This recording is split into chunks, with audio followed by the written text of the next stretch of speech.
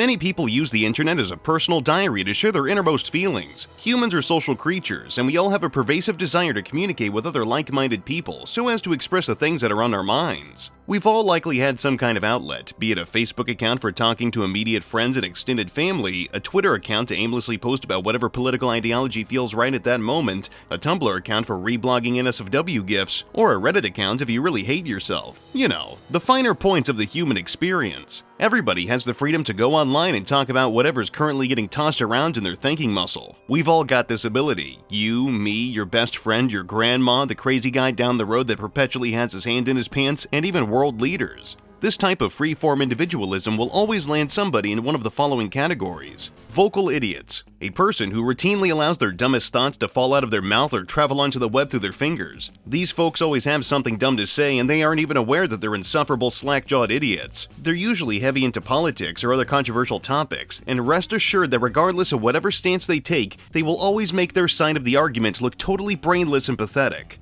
Nobodies. These make up the vast majority of accounts that are active online. They're usually faceless, having little unique or identifying info, and rarely contribute anything beyond a passing comment. As such, these guys make up most online traffic. They're people that are simply trying to get from point A to point B. They're not here to make a name for themselves, they just exist. Perverts. There's no denying that people feel a sense of liberation by being able to divulge in the most depraved of interest. Some people are just randy little bastards that want some good old-fashioned pounding, and then you have others that get their rocks off through the most unusual of means. Furries, findom, campsites, Rule 34, there are plenty of communities and topics that are built around adult content, and you'll never find a normal, well-put-together person in this clique. Creatives. This can range from people who bring their ideas to life through illustrations, to musicians looking to find an audience for their brand of music, to the most dedicated of programmers that are just trying to pave their own way in the software engineering field. Anybody that comes online to make a name for themselves by sharing their passion projects tends to fall into this category, for better or for worse. This normally houses a lot of people who are on the autism spectrum, and while not all of them are reactive, a good majority of them tend to follow the same process as the vocal idiots mentioned before.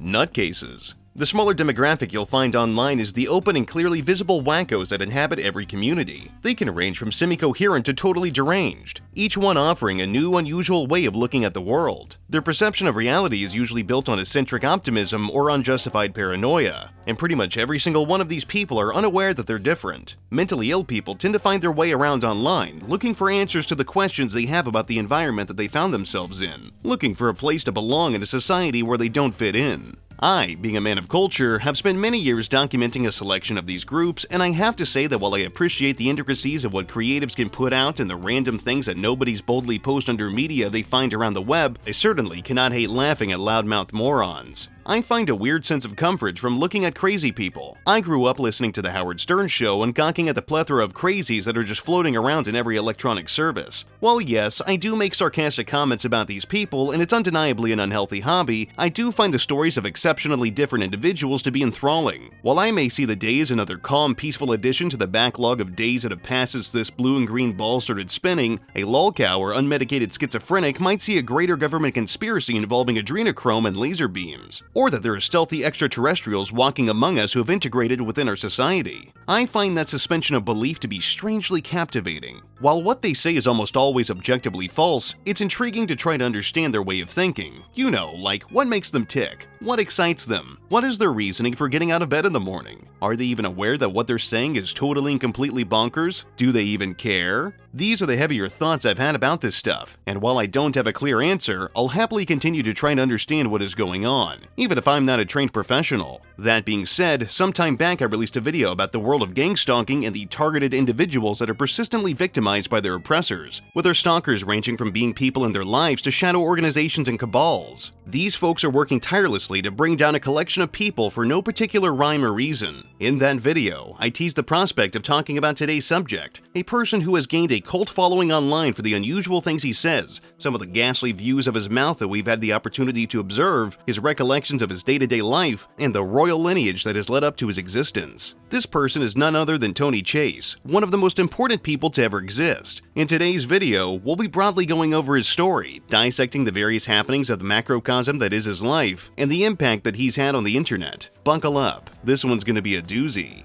How you guys doing? This is another thing of importance in reference to penis size and balls. Tony Chase, whose real name is Mark Anthony Ray, is an up-and-coming internet personality that has built an audience by breaking down the many events that happen in his day-to-day life. He was born on December 12, 1971. He regularly uploads nonsensical videos to YouTube without any filters or editing, just a stream of consciousness that continues until he's either too angry to keep recording or he believes that he has properly explained his point. And spoiler warning, none of his points ever make sense.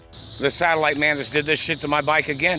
Man, I'm not fucking with you, you sick, ugly piece of shit government fucking Better stay out of my royal life, you motherfucker.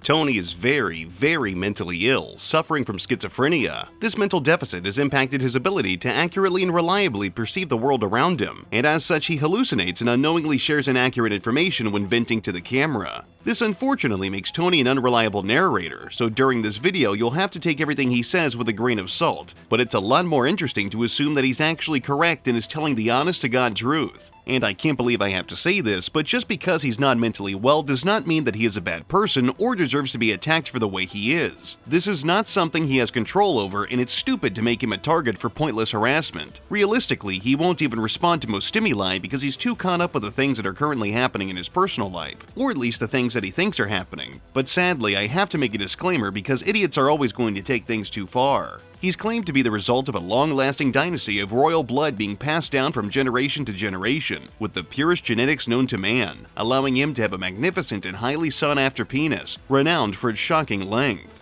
Tony is no mere peasant, as he controls many massive corporations and conglomerates that his family has bestowed upon him as a birthright. He also believes that he was supposed to inherit trillions of dollars from his family's estate. But of course, the money was taken from right under him because the government decided that it was theirs. They created a fake birth certificate and subsequently held him hostage. I warned you guys, Tony is a little different.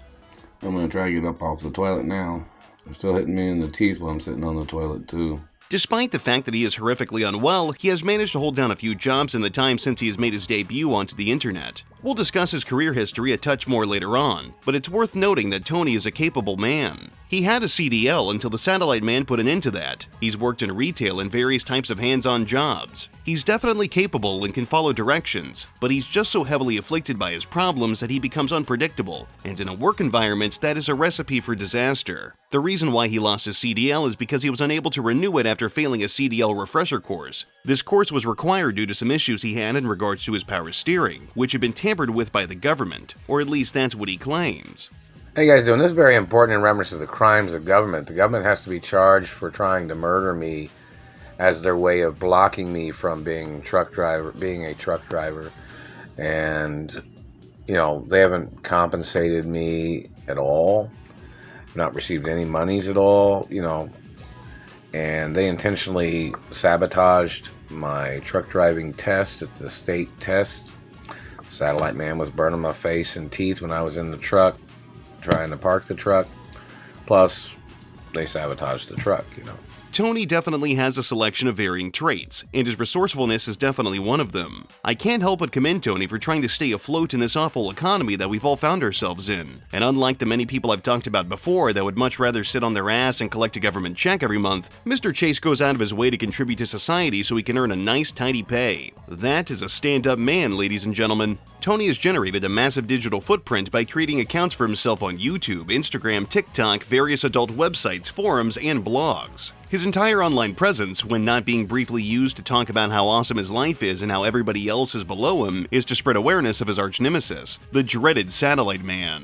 We'll touch on this character more later on in the video, but the skinny of it is that the Satellite Man is someone that Tony is convinced is actively burning his teeth and attempting to steal his impressive and lengthy tallywhacker. He is essentially a scapegoat character to explain Tony's dental problems, why he gets sick, and so that way he has someone or something to blame whenever he experiences an inconvenience or undergoes misfortune. Due to the fact that Tony cannot be trusted to chronicle the actual happenings of his past and current day-to-day life, we have to just play along with the schizophrenic delusions that he divulges in. He may occasionally tell the truth, but the bigger picture gets obfuscated by his word salading and general nonsense. There's likely some truth mixed in with his various warped beliefs, but there's always noticeable leaps in logic whenever he's sharing what's on his mind. Tony has made numerous claims of growing up in the sun-soaked state of California, specifically in Hollywood. According to family members of his that have shared details about his history, he worked as a child actor and landed a few minor roles, but it ultimately never amounted to much. Some astute investigators also checked his previous address history, and they discovered that his name was registered to an apartment in West Hollywood at one point. So, like I said, there's a chance that he's telling the truth in between his incorrect recollections.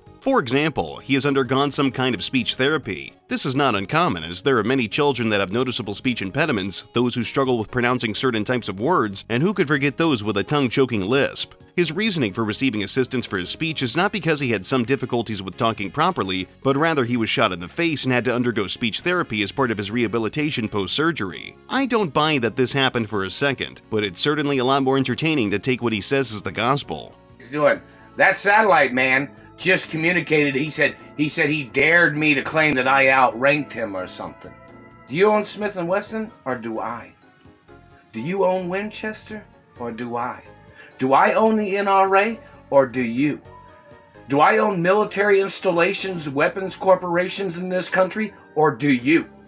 Do I own air fighter jet manufacturing and commercial jet manufacturing? Do I own 165,000 gas stations around the fucking world? Or is it you? Or am I the owner? Do I own John Deere tractor or do you? Do I own Freightliner or International or Peterbilt? Or do you?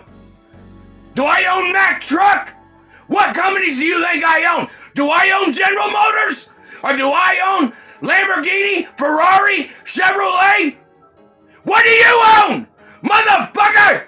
Another example is his claims of being kidnapped as a child. Due to his alleged royal blood and high value in the market, Tony has proposed a theory that he was kidnapped by nefarious actors who would lift him from the streets where he was residing. California, North Carolina, New York, the location was not important. He said that his mother sent truancy officers to where he was being held because he wasn't in school. This is why the kidnappers would later falsify details about his identity via the Greenfield document. The Greenfield document is a false birth certificate created by his spooky government kidnappers. In his mind, this is when he was assigned the name Tony Chase. In reality, it's far more likely that this is actually his real birth certificate, but he'll happily fight burnt tooth and nail to clear his name of the false one. We'll discuss why I keep bringing up his teeth shortly. Trust me, I know I keep saying things are coming, but it's horrifying and worth it. I'd also like to point out that there's a distinct possibility that truancy officers were summoned to his place of living because he was just missing school. You know, something entirely different than what he was alleging was happening to him. It really doesn't make sense to send officers over for something like that when he was actually being held against his will. If his mom sent them, why wouldn't they be over there in reference to an abducted child? I know, I'm reading too far into it, but Tony's story is really just something. Some of Tony's family members have come forward to shed light on the mysterious life that he lives. His brother, Robert Ray, did divulge that Tony has 3 siblings in total, 2 brothers and a single sister. This same brother, Robert, can be seen in the video titled, "I Am Not Robert Ray." Robert Ray is the person that is on the porch in this video. We can see good old Robbie hanging out on Tony's porch. He was likely trying to spend time with his blood, but unfortunately Tony is often too far gone to withstand cordial conversations over coffee and lunch. Tony believes that people are accusing him of being Robert Ray, and let's be fair here, people who are following him around online likely call him Robert just to push his buttons. He'd go on to post a video where he clears the air regarding this topic so nobody will confuse him for Mr. Ray and also let the government know to eat shit. Tony gives sound, reasonable logic as to why and how he's not Robert Ray.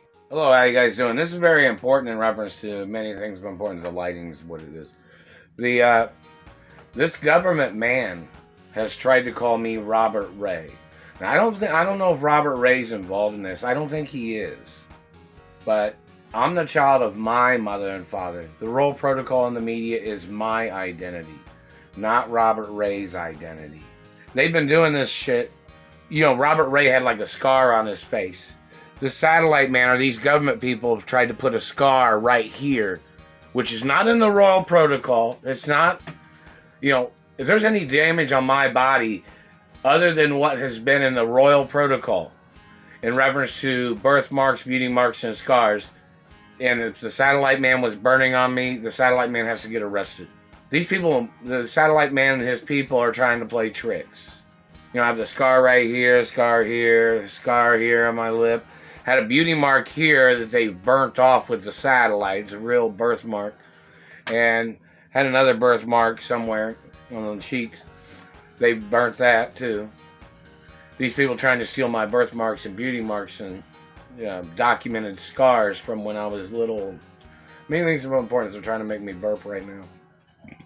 Some of his nieces have shared their opinions and feelings toward their uncle. One of them expressed that he was a loving and enjoyable person when he was younger, prior to heading out to California. It's her belief that he was somehow changed by external sources, such as whatever people he was surrounded by when he was in Hollywood, which caused an immediate steep decline in his mental acuity. It's entirely possible that his mental health issues are caused by a deep-rooted trauma, or perhaps he suffered an injury, or maybe he did drugs that left a permanent mark on him. There's no way to truly know, but odds are he was already mentally ill prior to heading out there, and there was either something that worsened his symptoms or it just happened naturally. Another niece gave him even further information about his childhood, particularly that there might be a touch of truth to Tony's claims that he was kidnapped. She shared that his immediate family, like his mom, his siblings, the works, were often moving due to domestic issues with his father. This was a recurring problem for them that likely traumatized the children that were present, especially Tony. She also claimed that there was no evidence for Tony abusing any kind of narcotics. This is highly unlikely, as Tony's aunt, who was his landlord as she owned his current house until she passed, had informed Tony that she had discovered several pipes around his house. He shifted the blame onto his deceased brother Ronald, likely because he wouldn't be able to protest these assertions. However, there's stronger evidence for his drug use that goes far beyond just what his family recalls.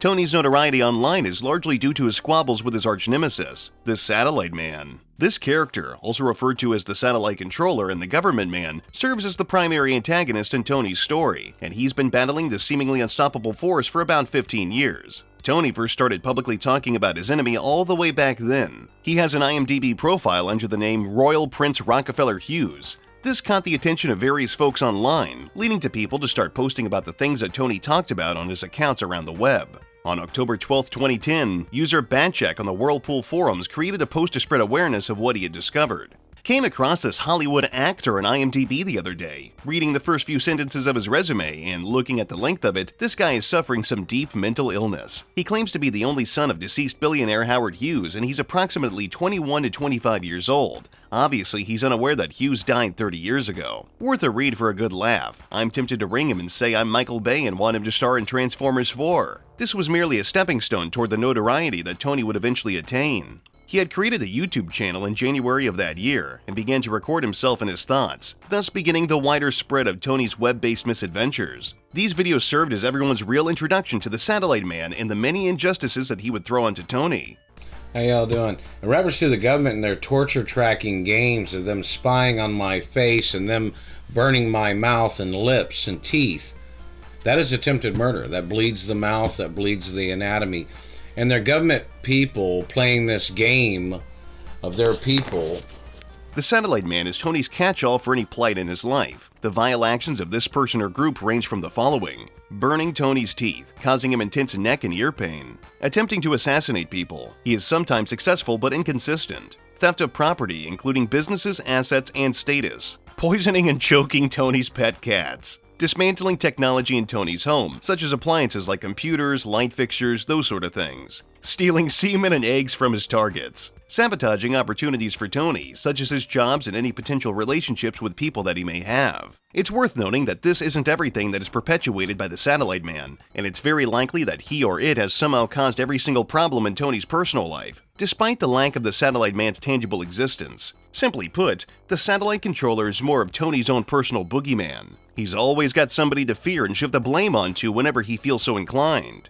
This is America, and I'm telling you, leave my American pet alone, you motherfucker. I'm gonna need a plastic bag to put over your fucking government fucking head in the courtroom, so you can fight for your fucking air to breathe, motherfucker. You better leave my cat alone! I am not fucking around with you, you fucking piece of shit. And hello, governors and mayors, are you advocating this Satellite Man and his fucking terrorism? This home wrecker? This fucking terrorist? Are you advocating the lies and the tricks of these satellite controllers? You better quit hitting me in the fucking teeth, government man, or I'm gonna bust you in your fucking mouth in the courtroom. Show up, motherfucker! The Satellite Controllers operate inside control rooms around the world, likely stashed away in some clandestine spot. The individuals who play the role of the satellite man are German and/or Middle Eastern, making Tony view them as high-level Nazi terrorists that are working under and with the assistance of the US government. This makes the feds complicit in the harassment of Tony and whoever else they've got in their crosshairs. Despite appearing to be a spooky league of anonymous villains, Tony identified one member by name, referring to them as Sergeant Hill. This guy is apparently the primary person behind all of the attacks that have transpired since the very beginning. The satellite man's main form of attack is to use directed energy weapons to burn Tony's teeth, face, neck, arms, legs, and really anywhere else on his body. Tony once uploaded a video where he pulled his lips back to reveal the extensive damage done to his choppers, blaming the destruction on German and Middle Eastern laser beams. The burns are noticeably on the front of his teeth, and as such they've rotted to just about their core from the outside in. Most people upon seeing this footage assume that he neglected his dental hygiene, and while that is most likely a major contributing factor, most others come to the conclusion that he's smoking crack.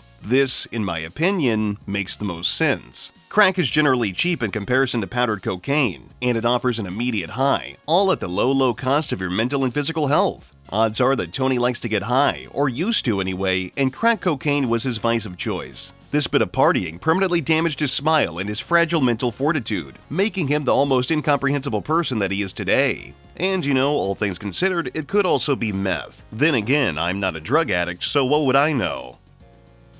What you did to my teeth, man? Look at those black marks.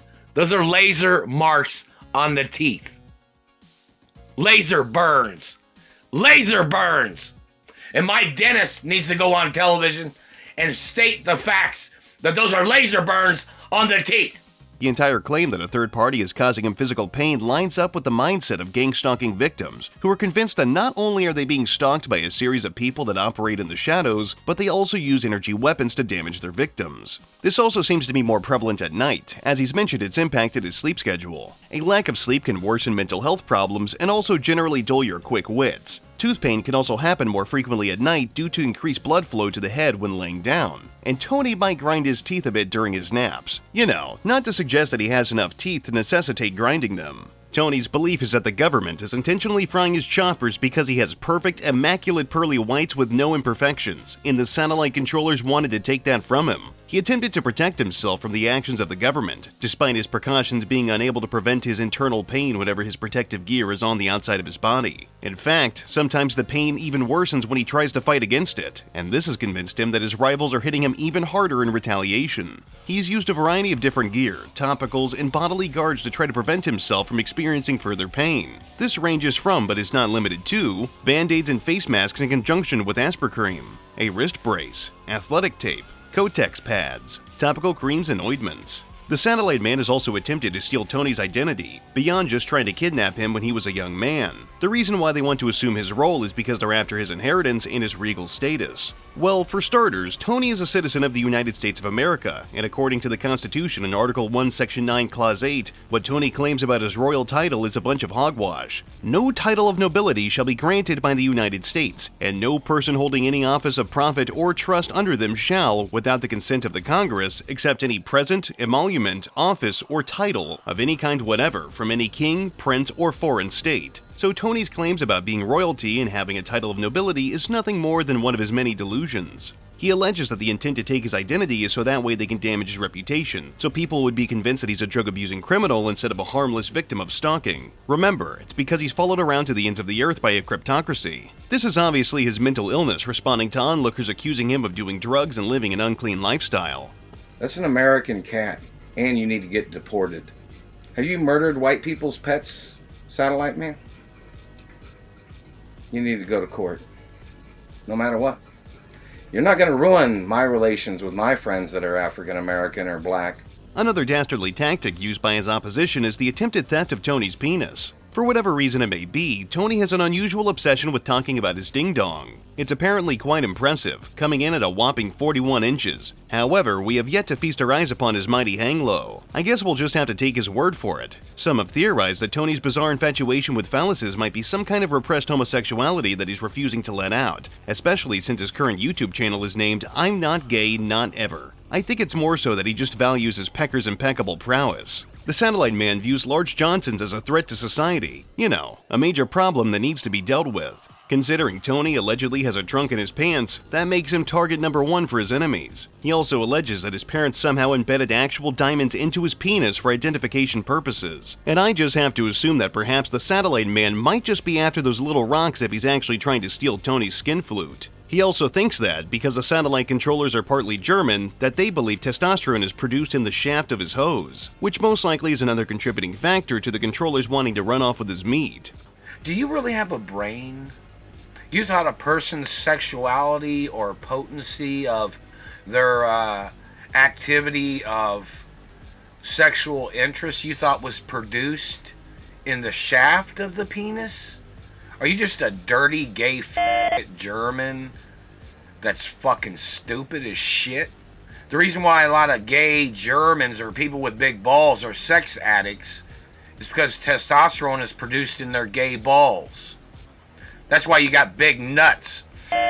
All Tony can really do about the satellite bastards is go into whatever social media service he chooses and demand that they be brought to justice. He often requests that the government enforce their own laws and bring down the evil folks that are burning his teeth and penis. Considering that he's under the impression that the same government is in on the con, it's unlikely that they'd ever do anything to correct their actions. Governments are prone to covering up sensitive information that can make them look bad, and I just can't imagine they'd be too happy if they were suddenly widely known for their involvement in the burning of Tony's teeth and the attempted heist on his doodads. Honestly, given what we know about the feds today, I wouldn't even be shocked if they were actually doing that kind of stuff with taxpayer money. Maybe one day we'll see a news headline about how an administration worked hard to cover up their Peter theft ring, and what various spy movie gadgets they used in the process. Considering the theft of his wedding tackle is a major point of contention for Tony, I think this is a good time to mention that Tony has delusions about what is nestled between his legs. One of Tony's more recent claims is that he is intersex, or in his own words, a hermaphrodite or hermaphrodite. I'm serious, he calls himself a hermaphrodite, a person who is born with both sets of sex organs. There's a very good chance that Tony is experiencing some kind of dysphoria, but I'm not an authority on the subject. He started claiming that he was in possession of both apparatuses in early 2023, going on about how each set of organs is still entirely functional. This obviously includes his penis, testes, vagina, and ovaries. This can happen to people who are intersex, but it is very uncommon, and usually there's just vestigial tissue from the non-functional bits that reside somewhere on their body. Hell, he's even had mail sent to his address that refers to him as Mark Ray Hermaphrodite. He's under the impression that he would be able to impregnate himself and birth his own children. This is a major factor in why the satellite man has targeted him, intending to take control of Tony's odds and ends to create babies via his sperm and eggs. His ability to reproduce with himself makes him a protected class, or at least that's what he thinks. This means that any person who offends him should be prosecuted beyond what the fullest extent of the law allows. It's arguably the most heinous crime that could ever be committed. And how dare you victimize Tony after years of his teeth being burned?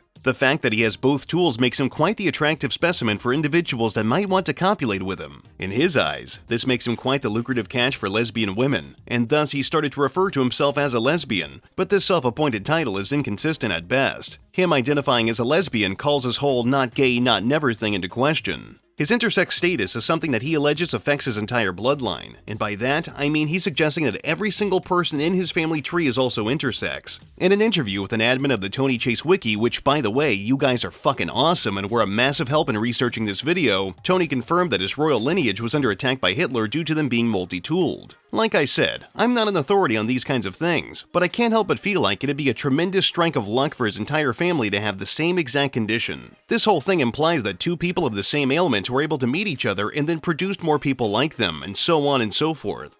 Well, my parents, in reference to my family, 100 plus relatives got murdered in the Holocaust, and they were all hermaphrodites. Adolf Hitler's people had murdered them. And my grandparents were hermaphrodites, my mother and father, both sides was hermaphrodites. 100% hermaphrodites, both sides of the family. Yeah. That's the only way to get a hermaphrodite. Otherwise, they only have, if somebody steals a baby, they'll only have like one ovary. Yeah, but as opposed to right, they'd only have one instead of two. I know he's just saying crazy things and I'm reading way too far into it. But how does he think this is even possible? The statistical probability for that is arguably incalculable. This is yet another example of his failing mental health, which could be solved or at least partly remedied by therapy and medication. But as you likely already put together, the odds of him getting things sorted out are basically nil. His immense lack of support and healthy outlets have negatively tarnished Tony's ability to reliably function on a stable level, and this is likely due to his many years of being unmedicated and left ruminating in his hovel. There's no denying that Tony suffers from schizophrenia, even though he has denied it time and time again. This impacts his ability to interpret the world around him, as anything and everything could be the result of some kind of hallucination. This is why he blames his bodily pain on the satellite man, and why any single person that appears in his life has the potential of being cloned or a body double, or something of that nature. Given everything I've researched, I have my doubts about him ever being seen by a psych doctor. I understand that there are people out there that are scared of taking medicine or getting treatment because the fear of the unknown is a pervasive trait in most people. However, his hallucinations prevent him from being able to trust medical professionals, therefore he will likely never receive any kind of viable treatment that could help him balance out his episodes. So I'd argue he needs help. Tony does, however, believe that psychiatry is part of a greater agenda by the Church of Scientology. Psychiatry is a bunch of bullshit in his opinion, made up to foster an industry of death. I'm fine with him blaming anything and everything on them because let's be real, anything is a good reason to hate Scientology. Tony has participated in a few interviews online, one of which was over Discord, where he was asked whether or not he hears voices in his head. Tony initially rejected this, claiming that he doesn't hear any disembodied people in his mind, but then immediately tried to suggest instead that he was getting voices broadcasted into his mind via a satellite beam. This is what victims of gang stalking refer to as voice-to-skull technology, where a person's mind can be infiltrated by intrusive thoughts that are being fired right into their gray matter via a directed energy weapon or sound waves. It's a powerful technology specifically designed to deteriorate Tony's mental fortitude and to make him appear crazy to people so they won't want to associate with him. I'm sure that this is totally factual and actually what happens. Someone asked, do you hear voices? No, that's bullshit. I know about satellite technology.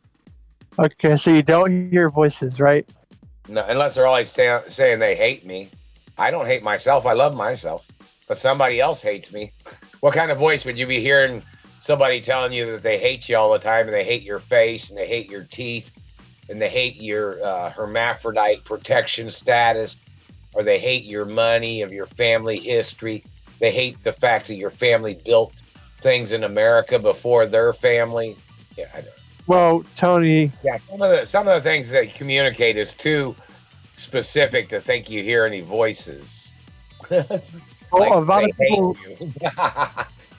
Tony, a lot of people think you're like. You hear the voice of that person hating you, you know. That's a joke. When pressed about his schizophrenia during another interview, he deflected by declaring that his enemies are the ones who are actually schizophrenic, because they perpetuate lies and slanderous claims about Tony, his businesses, his royal lineage, and his pizza dough recipe. Tried to murder me with their schizophrenia shit. I don't even act like a schizo. Because they called him. They don't even know what a schizo is. They're the fucking schizos trying to make up shit. That's what a schizo does. Makes up falsification. That's schizo blames other people for being schizos. A schizo tries to blame somebody nice or somebody a good person, and then tries to blame them to cover up their crimes of rape and sexual crimes and abuse. As time moves forward, it appears that Tony's mental faculties will continue to dwindle, and his ability to accurately interpret the world around him will gradually fade away. He already lacks trust for people in his life and everything else, so it's only a matter of time before he succumbs to his mental illness. While it is entertaining to watch him babble on about the satellite man's many injustices, it's also quite tragic. Tony is somebody's kid, and he didn't choose to be crazy. He was dealt an extremely unfortunate hand of cards, and he's attempting to play them as best as he can. He may not always make sense, but he's surviving, and I gotta commend him for that. Tony's residence is his base of operations. This location has served as the primary battleground for his ongoing war with the Satellite Man. He inherited this property after his aunt died in 2019, and it has since become a war-torn hovel. The property was built in 1926, currently sitting at a value of $57,800. This is the only property that remains of Tony's royal inheritance, despite the fact that the government and the suits behind it have tried to take it away from him countless times. Tony has claimed that agents have tried to dismantle, vandalize, and sabotage his property in order to run him out of it. This doesn't make much sense considering that if the government was behind it, they could just force him to forfeit his property via eminent domain.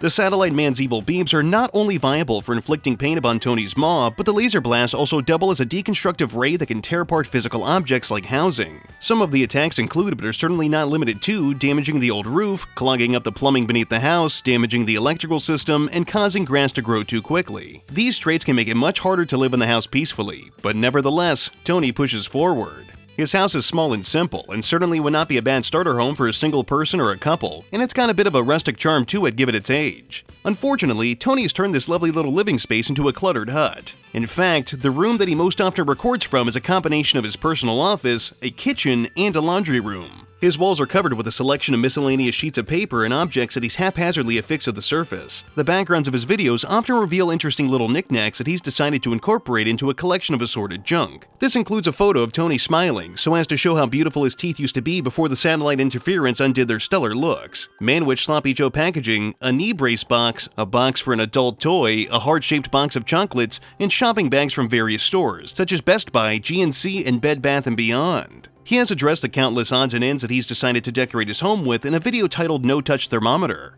These products on the walls, protection laws, copyrights of product use and consumer alerts.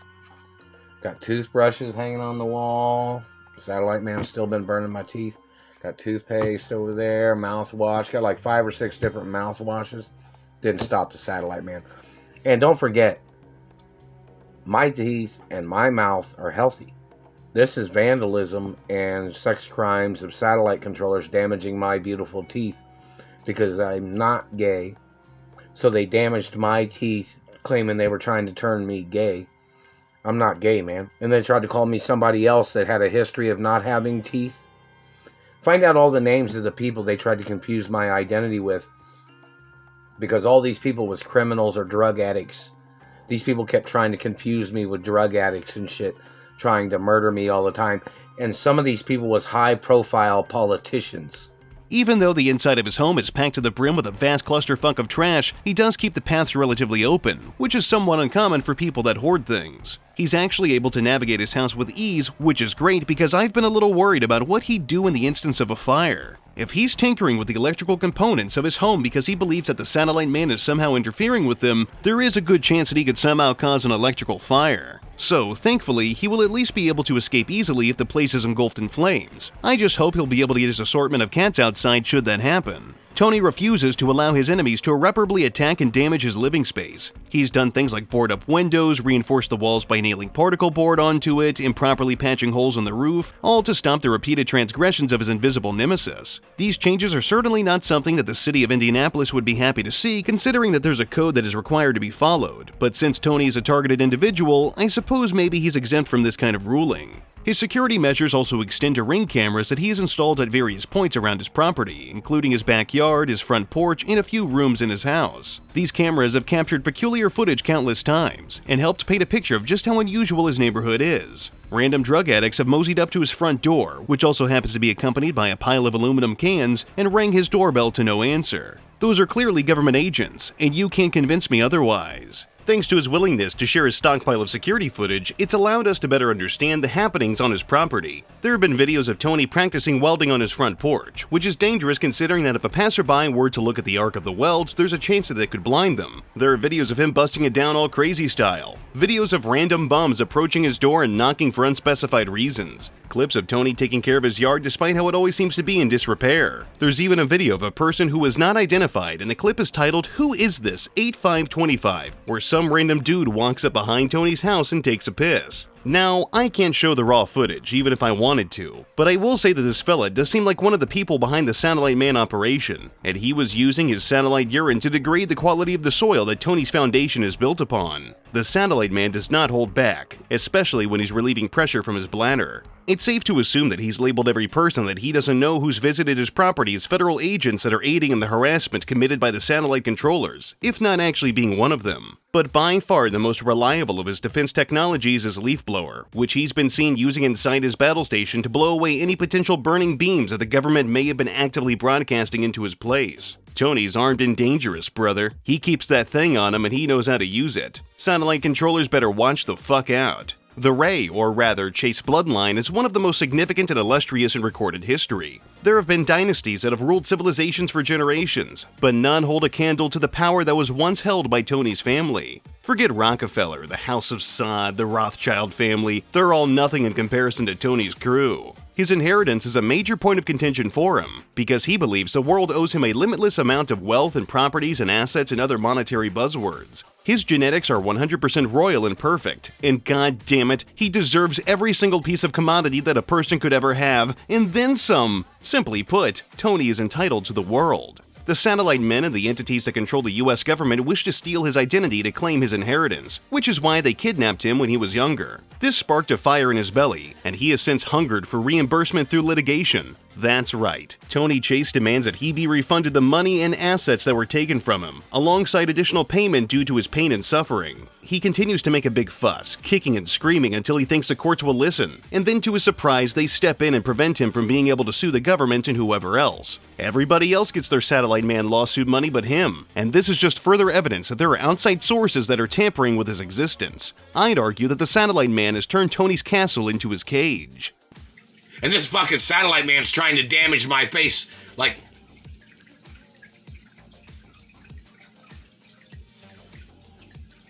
What the fuck you doing that for, you son of a bitch?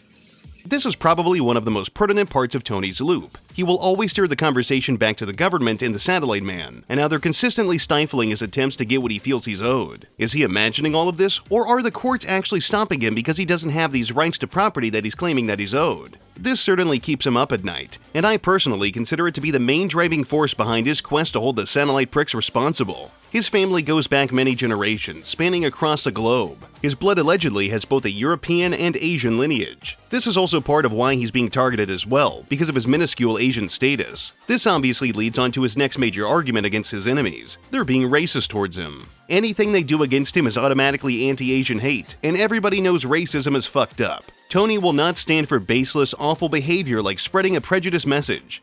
Hey guys, this is important in reference to prosecuting the government satellite controllers for hate crimes, and these people terrorizing me in reference to my looks, in reference to my mother and father and my family history, and in reference to my parents having good relations with Asia and other friendly countries. This is in reference to other friendly countries too.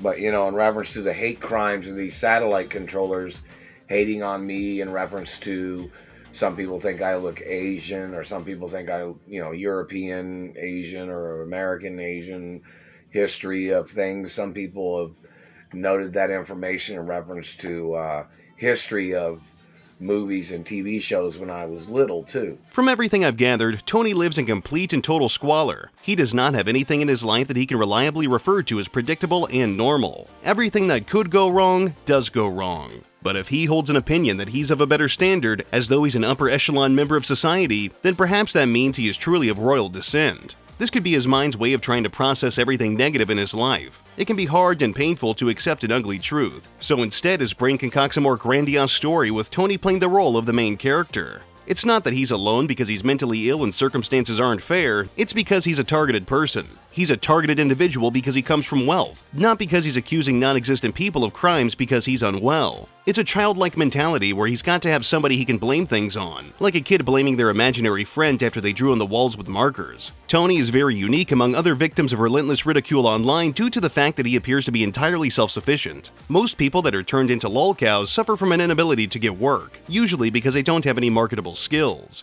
What Tony lacks in sanity, he makes up for with his work ethic. He's able to hold down jobs and let trolls interfere with his employment. He's very fortunate to be so driven, and even more fortunate to have inherited his house. Even though he's got his life more or less in order, and by that I mean he's got a steady income and some personal property, he still thinks that the government and other cruel criminal masterminds are trying to take his property away from him, even though all he has to do is just pay his property taxes and utilities. Given his situation, it really doesn't get much cushier than that. Tony's employment history, at least from what I was able to find, mainly extends from retail to commercial trucking, with the former being his most consistent form of work. He has stated multiple times that he was laid off from his position at Milton Trucking after they underwent some downsizing, but there's really no way to verify these claims. At least as of 2024, Tony appears to have held down a job at a home goods department store, which is great. I can't imagine having to work with him because I'm sure that on some level his hallucinations and general delusions affect his day-to-day work schedule. But you know, he's a nice guy nonetheless. I just hope that Tony doesn't shake his fist at me or accuse me of trying to nab his franken beans when I try to purchase a set of patio furniture. Remember guys, if people have mental health issues and disabilities like Tony are able to come into work every day and do their job, there is absolutely no excuse for you not to be able to do the same thing as long as you're able-bodied. Due to the pain he feels all over his body, he believes that he is horrifically injured. He continues to work even though he is describing excruciating pain throughout his appendages. While he is usually able to maintain his job, there have been brief periods where he doesn't have any sort of income coming in, which of course he blames on his injuries. Not all of Tony's fans are insipid pricks that want to see him experience mental and emotional turmoil, as some have raised money via GoFundMe to help him make ends meet when funds are tight. I was unfortunately unable to find any evidence of these GoFundMe pages, but the Tony Chase wiki claims they existed, so do with that as you will. However, Tony does have something up his sleeve that he hopes to one day grow into a successful international chain: Ballet Pizza. He's classically trained in the culinary arts. This is also a persistent trait among his high-class lineage. The particular dish that he has mastered is the pizza pie. If there is one thing this guy can do, he can bake a fucking pizza. At about the end of 2023, Tony became infatuated with cooking up pizzas and began to regularly post about his illustrious pizza-making career. His simple dietary interest and budding hobby turned into yet another one of his bloodline's many successful businesses. Or, well, it should have anyway.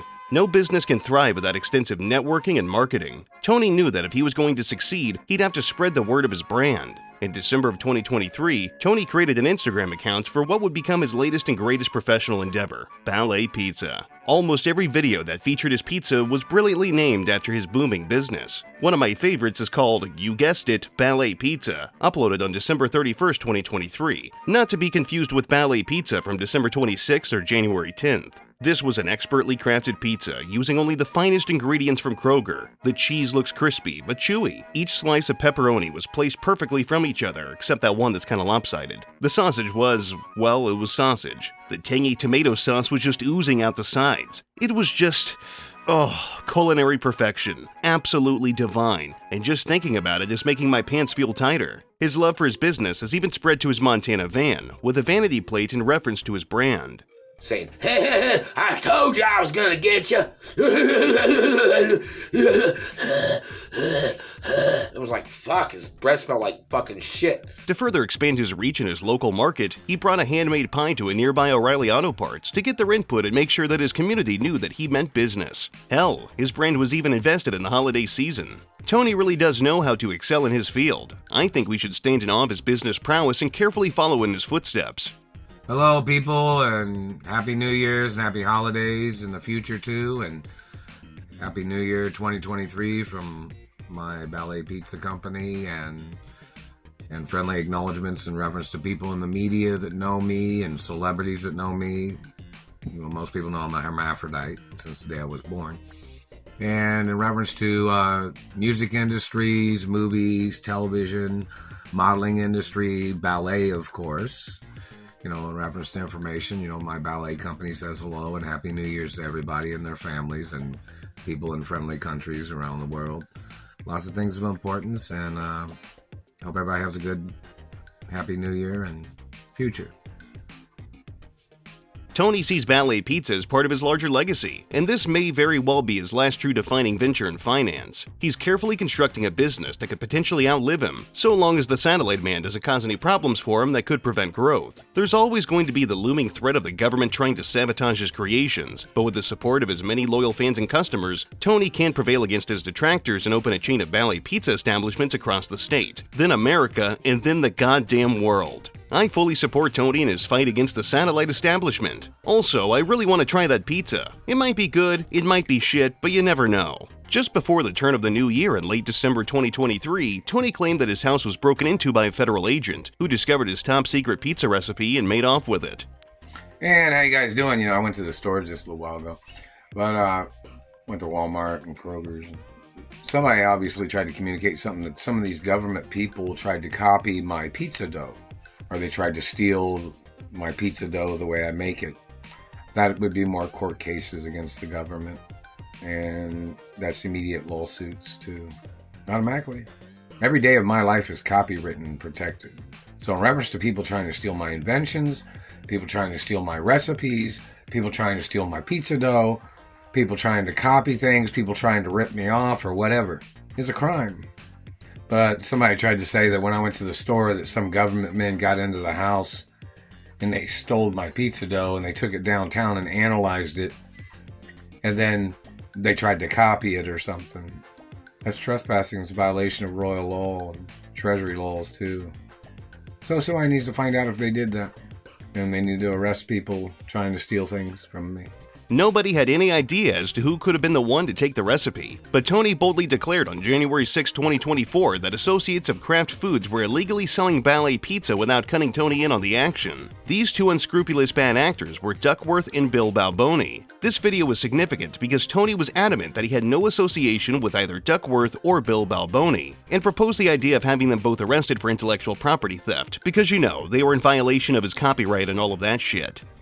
And hello, somebody called and said they were from the Chinese embassy, and they had some document of some guy named Bill Balboni, and he worked with Duckworth. This guy called me and claimed he was from the Chinese embassy in China.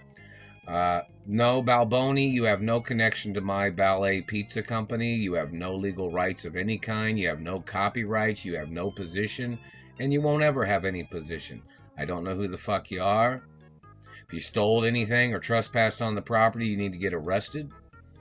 I am not tied in with Bill Balboni or whoever the fuck he is. And the courts need to have him arrested if he's in America, and they probably need to have Duckworth arrested too.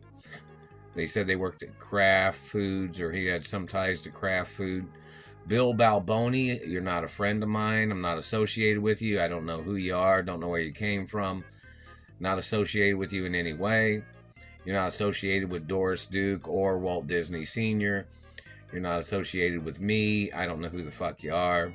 The theft of his pizza dough formula hit him deep in his soul. How dare that fucking satellite dickhead steal his recipe? What does he need it for? He's the government. He's already got limitless funding. Whoever got their hands on his list of ingredients and steps was arguably the worst person to ever exist. This is a prime example of government overreach, preventing people like Tony from exercising their God-given right to establish a chain of pizza joints. I do admire that regardless of whatever is thrown at him, be it repeated smothering from the federal government as he tries to carve out his own slice of the American dream, or the burning of his many teeth and extremities, that he's a valiant fighter that won't back down until his legs give out. He continues to fight for his right to be a restaurateur and climb the ladder of the food service industry. Very few people have the stones required to stand up to the owners of this country and demand that his rights be honored and respected. Tony cannot be, and never will be, beaten down by the satellite man. The Ballet Pizza saga is arguably one of the most thrilling and humorous parts of Tony's story. Though the misadventures of his pizzeria have tapered off in recent times, I'm sure he's still working tirelessly to perfect his formula. He owes it to his ancestors to keep the family business alive and thriving, and he's the only person that can steer the ship through the treacherous waters of life. He's got this shit down to a science, just like his pizzas.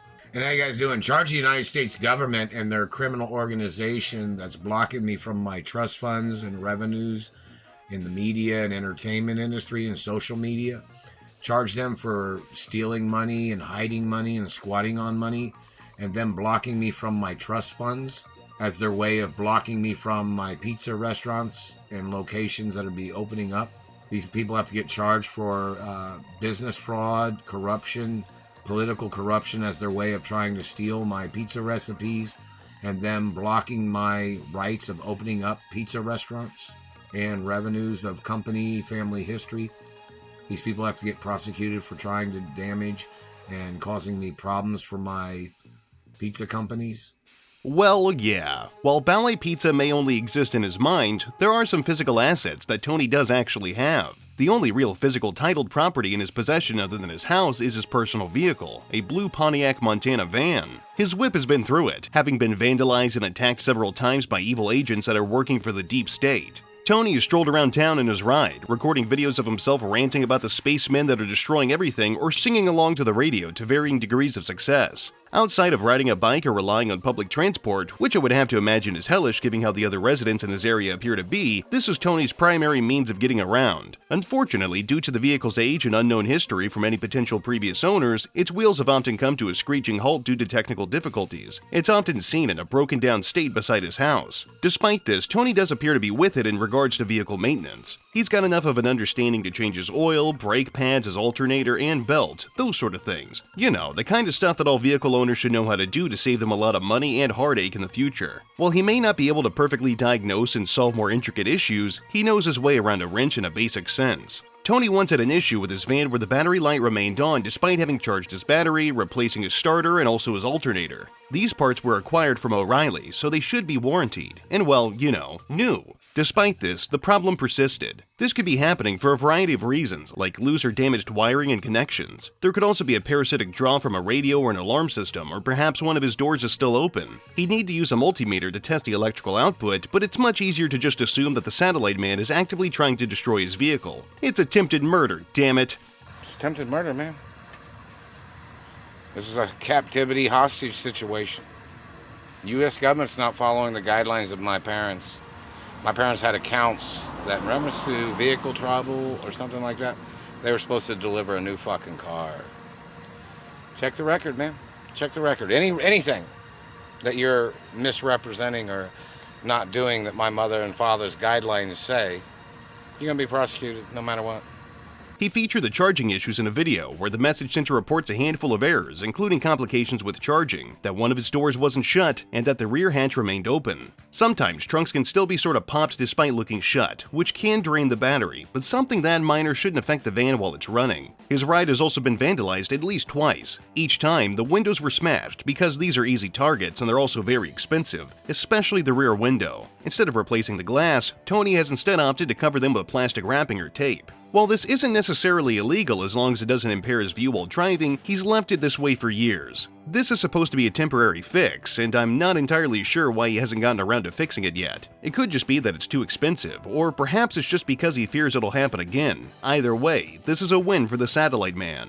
However, worse than this, on October 22, 2024, his van caught fire. The event was caught on one of Tony's Ring cameras as he rushed over to put out the flames. He used 2-liter bottles of Diet Coke to extinguish the inferno that was roaring behind his engine. He inspected the vehicle after the fire was put out and believed that the fire started somewhere in the belt pulley system, as though it were sabotaged by somebody. He recorded his belt after he removed it from the vehicle, drawing attention to the tearing. Odds are that he improperly replaced the belt, whether it was misaligned or missed a pulley. This would normally just throw the belt off, but in some rare cases, friction can cause nearby flammable materials to ignite. It's hard to actually diagnose anything without taking a look under the hood, and even if you could get under there, Tony would be breathing over your shoulder. In the meantime, he'd have to ride his bicycle to get to and from work. I must admit, it's impressive how versatile and multi-pronged the satellite man is in regards to terrorizing his victims. The Pontiac Montana is not the only mode of transport Tony had, aside from his classic pedal bike. Tony, at one point, had gotten his hands on an e-bike, which he intended to use to get around to save money. Not a bad idea. The problem here is that, well, e-bikes run on electricity and the satellite man has a proclivity for dicking around with electronics. As soon as he started using the bike, he began to run into problems, such as the battery failing to hold a charge and the bike having issues running when operational. The bike also served as a beacon for zapping, which was problematic when Tony was using it. He was already getting hit with beams, but the bike only accelerated the burning and was susceptible to damage as well. If the bike stalled while he was riding it, it was clear that the satellite man was attempting to murder him. Everything always comes back to murder with Mr. Chase. Maybe it'd be best if he just stopped using anything that runs on fuel or electricity. You can't use satellite arrays to hack something that's non-powered. You know, like a normal pedal bike. One notable instance of his e-bike was when he was riding with a gallon of milk, wherein the government blasted his e-bike with a ferocious zap, causing him to drop the jug. This created a huge mess on the road, and Tony had to record his feelings to get out his frustrations.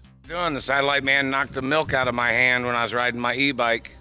See it on the street right there? The government man did that shit. Sexual harassment, terrorism, hate crimes. Check to see if my parents owned any dairy farms, man. Needless to say, all of this was pissing him off and for good reason. It didn't matter what he did or what was in his possession. The controllers are always working tirelessly to take away the things that he holds dear. As you may expect, this pushed him over the edge, once again calling out the space pigs who are ruining his life. I want you to understand something, you dirty fucking satellite pig in space. You dirty fucking cop. You're gonna be doing prison labor, you dirty fucking cop. You are going to be in prison, and you're going to be working yourself to death in prison, you fucking dirty cop, you dirty politician. You're going to be sitting in prison, sweating, and straining your fucking body until you almost die, or whatever. But if matters couldn't get worse, he later started to believe that the e-bike itself was stolen and swapped out with a faulty one. While it is likely that the bike could have been stolen given the area that he's in, it'd be weird if the perpetrator returned it or replaced it with an intentionally sabotaged one. But then again, who can really predict what the satellite man has up his sleeve? Tony, of course, called him out once again regarding this matter. Where's my fucking e-bike? You people have fucking switched it. Where's my fucking e-bike? You fucking switched it! You did something, motherfucker. You better show up in court. And you think you're God? You claimed I did something wrong, don't you? You a cop? You government man? That's what you are, aren't you? You think I'm some bad guy, don't you? I have a legal right to put you to death, motherfucker, and that royal protocol even tells you why. In reference to the treasury laws, I have legal right to execute you motherfuckers. No fucking matter what your fucking excuse is. You've done these things. You've terrorized me. You switched to my e-bike. Where the fuck is it?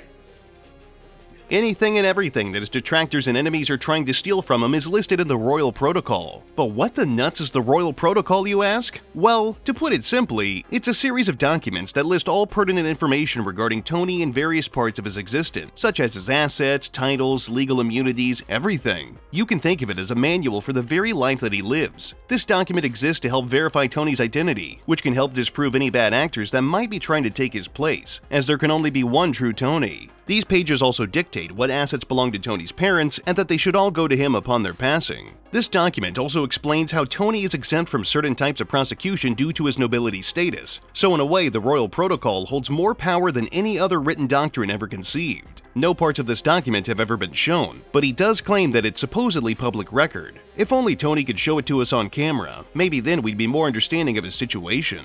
Anyway, let's get back to talking about Tony's quarrels with governing bodies, shall we? Like most well-adjusted people, Tony is skeptical of the integrity of his government. He still willingly pays his dues, taxes, all that fun stuff, but he does his best to avoid the feds despite how often they intrude on his life. This doesn't really matter as the courts are supposedly against him, and there are three-letter agencies utilizing task force to take him down. But despite this, he still thinks that there is something worthwhile underneath all the bullshit. The court system, even though it's part of what he believes is holding him back in life, still holds a certain amount of authenticity in his eyes. He believes that a well-oiled machine like the criminal justice system would have his back, even though it's been part of the many trials and tribulations he's faced along the way. If and when the courts finally decide to assist Tony by ruling in his favor, he desires the ultimate punishment to be dealt out upon his enemies, the death penalty. After some careful consideration, I suppose that penis theft and oral attacks are predicates for the death penalty. I support his mission. Police officers serve as the run-of-the-mill grunts that bother Tony from time to time. They're at the bottom of the totem pole and will do whatever their superiors tell them, acting as low-rent foot soldiers that have a directive to antagonize Mr. Chase. In some cases, the cops are associated with people that have come and gone in his life, such as ex-girlfriends or their current partners. But why he says this is not exactly known. The police utilize satellite technology, which is supplied by the satellite controllers in order to damage Tony's teeth, and this in turn makes him look like a criminal, or that's how he sees it anyway.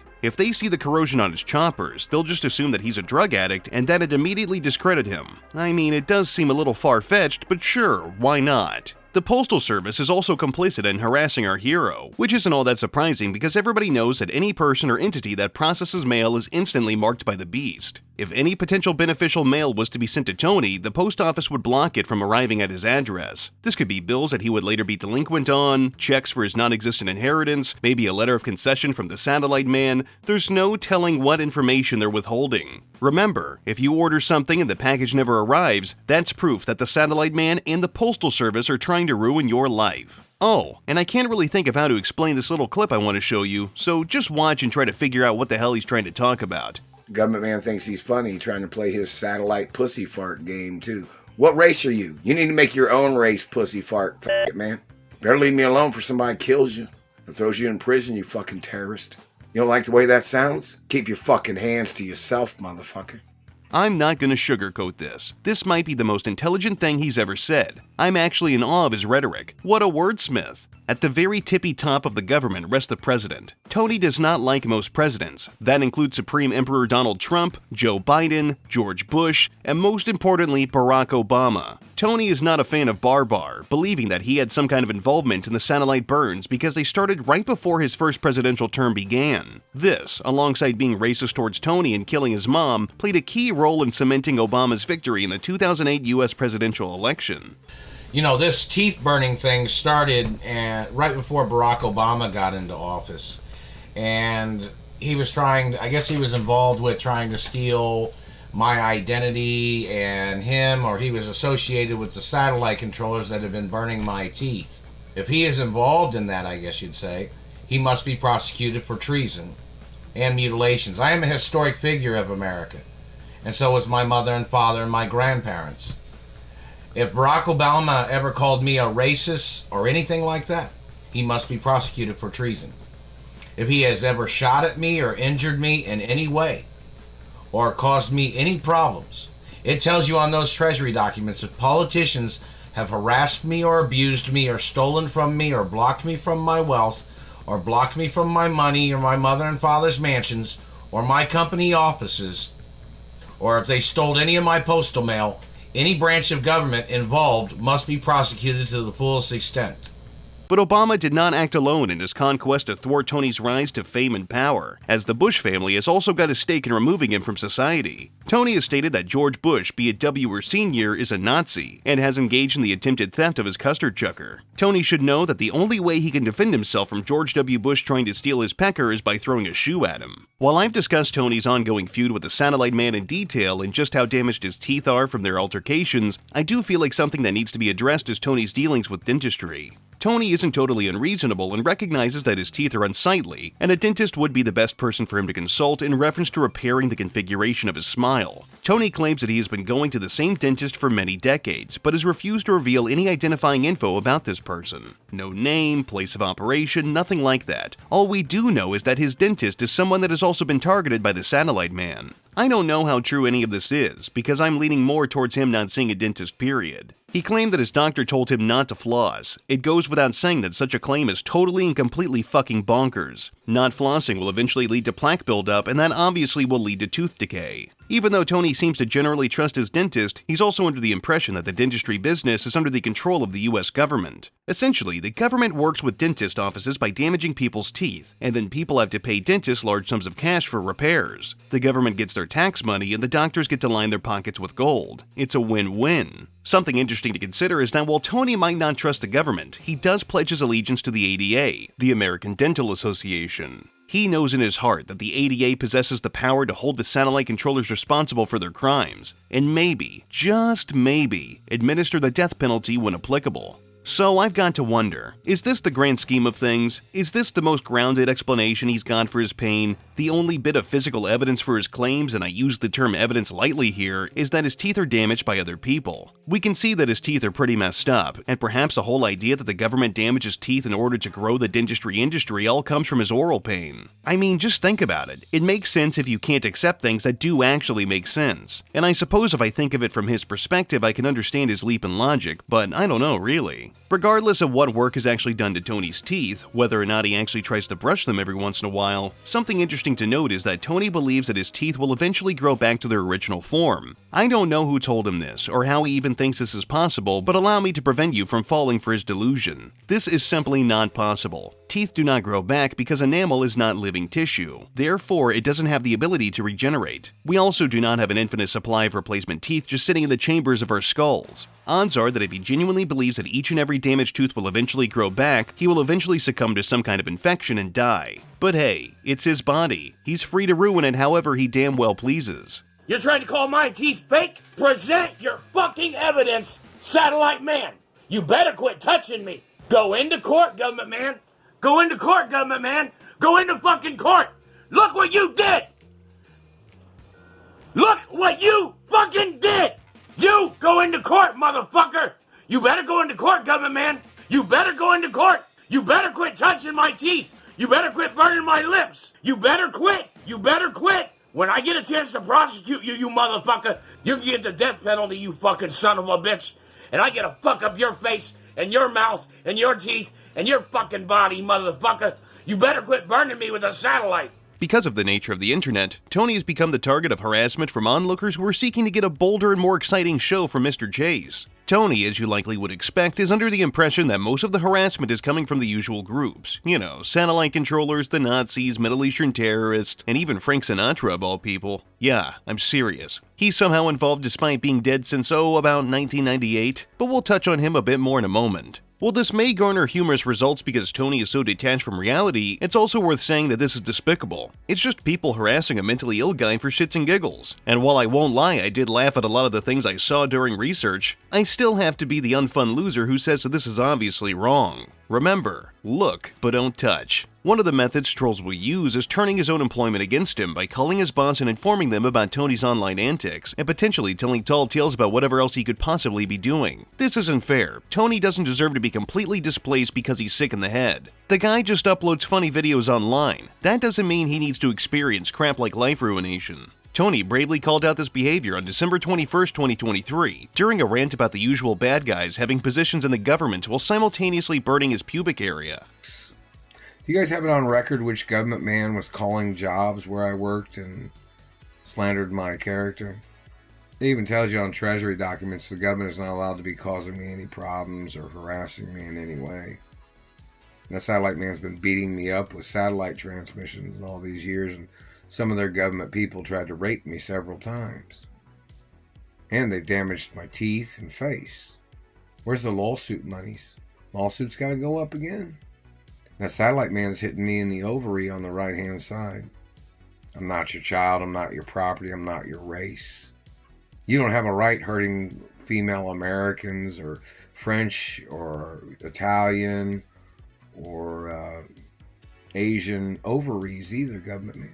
I really do have a deep admiration for how fervorous Tony's passion against the satellite controllers is. He knows with absolute certainty that he is being targeted by a coterie of some of the most powerful individuals in human history, and god damn it, he isn't gonna let this shit stand. When most people would just cower down and take the lashings one after another, Tony's able to get back up and swing with all of his might, knocking the government man down on his ass. That, ladies and gentlemen, takes pendulous balls even though he claims he possesses the opposite. His puppies are made of brass. Phone calls are a major weapon that is used against Tony. During the early months of 2024, Tony received inflammatory emails that were being sent to his official Ballet Pizza email address. He had the foresight to keep the record of the thing so as to report the happenings to the internet. The writers of these emails claimed to be Duckworth, one of the people who allegedly got their hands on Tony's highly sought-after pizza dough recipe. In fact, they even tried to push the idea that Duckworth instead was the actual inventor of the dough recipe, and that he demanded Tony pay him $1,986,653,057.65. Once the debt is repaid, either with a slump amount of cash or some delectable gummy from the toaster, then he'd be eligible to work under Duckworth to assist in the ever-expanding growth of Ballet Pizza, which also totally belonged to Duckworth. Tony screenshotted all of these emails and shared them to his social media accounts, showcasing just how evil and deranged his detractors were. That damn dastardly satellite fucker is always throwing shit at Tony just to see what sticks. Trolls have also called him out directly, usually claiming to be one of his stalkers or detractors like Duckworth, to make him even more paranoid that his delusions are actually coming to get him. This, of course, does not faze our hero, because very few things can stop him from pressing the record button on his camera so as to document every single transgression made against him by the powerful elites. Oh, Tony, this is Duckworth. Next time I call, you better pick up that fucking phone. I'm gonna smack you in the fucking face if you don't. Much like many other lolcows and targets of the internet, Tony has received a slew of unwanted packages. Most of these are just miscellaneous objects like cheap sex toys, probably some cow shit, and of course pizzas. The denizens of the web sure do love their pizzas. Sometimes, people have sent him harmless things like groceries, even though he never asked for it. Tony's made the wise decision to not eat any of the food that is sent to him because of the slight possibility that one of his stalkers might have poisoned the products and thus it would put him in danger. He, of course, uploaded a video where he talks about the things that have been sent to him. I'll show you what people sent, even though I can't really use it because somebody had shut off my cameras when I wasn't here, and there's a space on the recording where somebody had shut off cameras.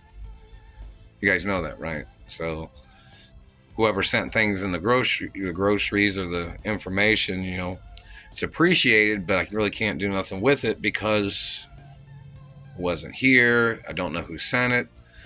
I can't really ever use consumable products if it's sent from delivery. I usually have to pick it up in the store.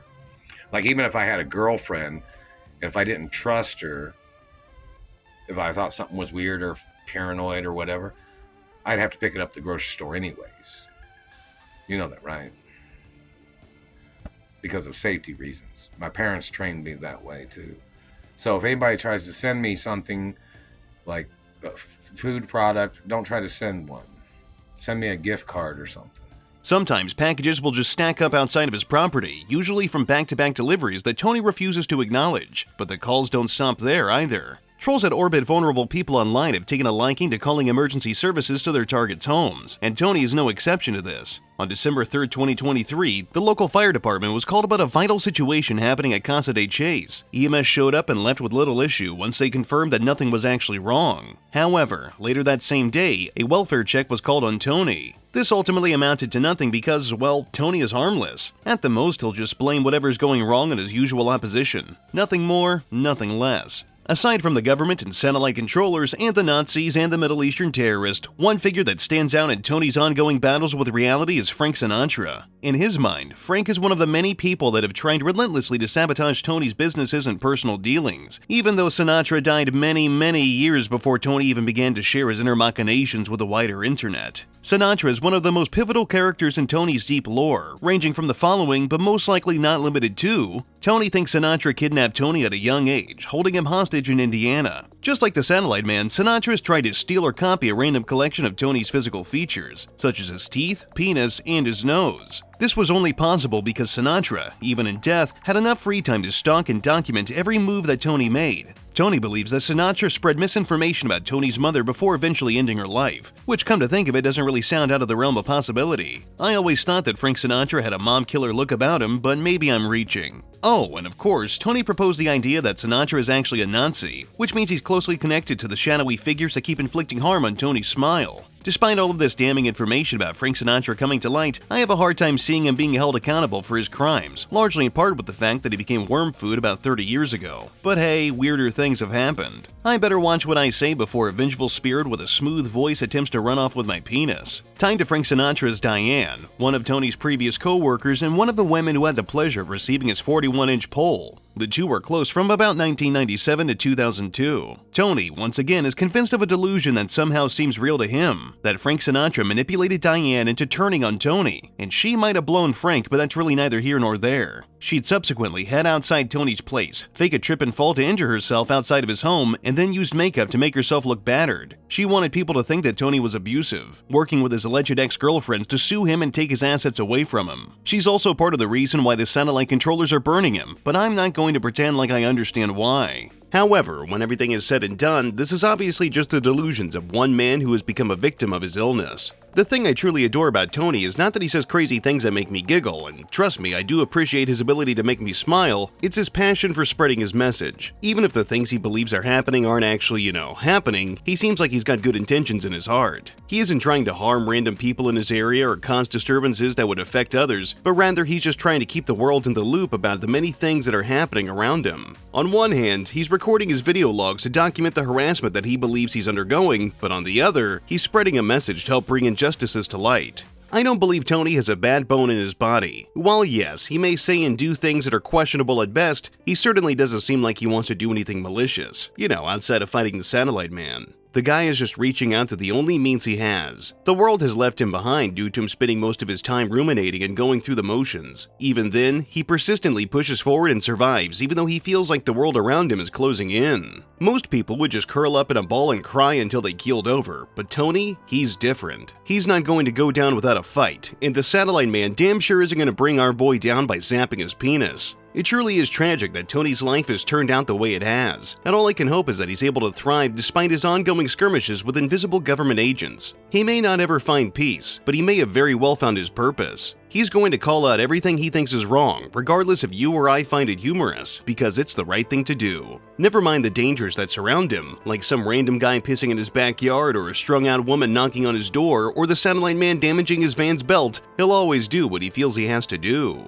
But how does something like this end? Where could Tony's story go next? I think it's safe to assume that there are two probable outcomes. He will either live isolated and alone, spending his day pointing his finger at the satellite controllers, or he will become incapable of caring for himself and be taken into some kind of institution to ride out his days on a slurry of medication and processed slop. I don't see how a life of total isolation could ever be beneficial, especially for someone like him. All we can truly hope for is that he feels whole now, or he will be able to find whatever can make him get to that point. He continues to survive and mostly thrive under the restrictions that his mental health has placed on him, and that to me is pretty damn fascinating. I didn't initially know how to take Tony, be it from his loud outburst or his monotone rambling. Something about him didn't initially click with me. It took a lot of sitting and watching and trying to better understand what he was trying to say before I was hooked. Tony's entire existence is both entertaining and very thought-provoking, making me consider just how bad the mental health crisis is in America and just how poorly everything is being managed. Imagine what Tony would be able to do, how good he could live, how much he could grow, if he could just get the adequate help for his problems.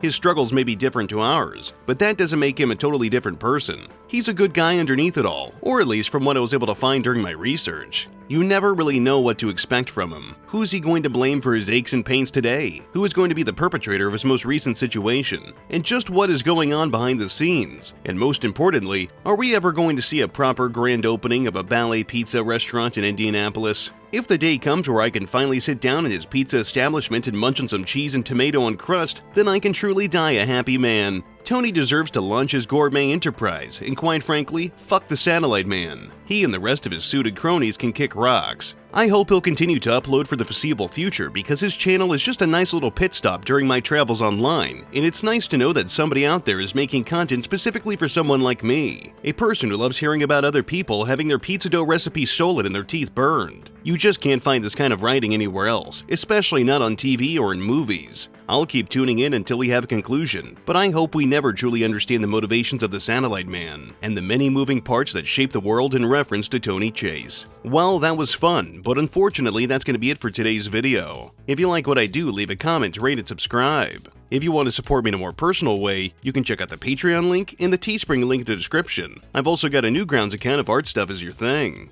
I've got more content coming down the pipeline, but until then, I'll see you degenerates next time.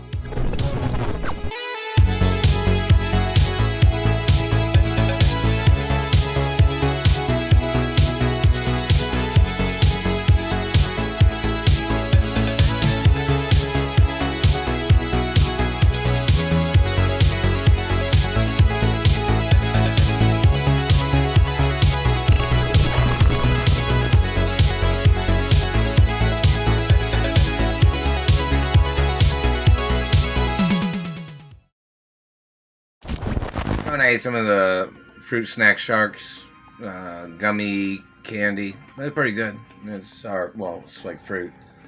It's pretty good. And everybody knows that I used to eat a lot of gummy bears and stuff like that. And I like gummy bears and that type of candy, or fruit candy, whatever it is.